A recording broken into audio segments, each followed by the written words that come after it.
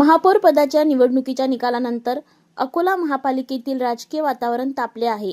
भाजपच्या शारदा खेडकर यांच्या विजयानंतर काँग्रेस आणि एमआयएम नगरसेवकांमध्ये जोरदार वाद आणि गोंधळ सुरू झाला. भाजपच्या शारदा खेडकर यांना अकोला महानगरपालिकेच्या महापौरपदी घोषित करण्यात आले.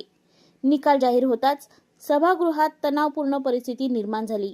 विजयानंतर काँग्रेस नगरसेवकांनी निषेध करत गोंधळ घातला.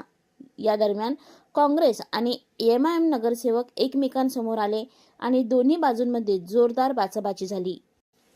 एमआयएम नगरसेवकांनी काँग्रेस सदस्यांवर धमकी दिल्याचा आरोप केला, तर काँग्रेस नगरसेवकांनी सभागृहात एमआयएम सदस्यांवर बांगडी फेकल्याचे वृत्त आहे. या घटनेमुळे काही काळ कामकाज विस्कळीत झाले आणि वातावरण तणावपूर्ण राहिले.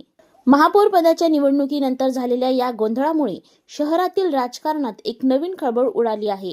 प्रशासन आणि वरिष्ठ अधिकाऱ्यांनी परिस्थिती नियंत्रणात आणण्याचा प्रयत्न केला. आता सर्वांचे लक्ष महापालिकेतील राजकीय संतुलन आणि येत्या काळात सभागृहाचे कामकाज कोणत्या दिशेने जाईल यावर लागले आहे.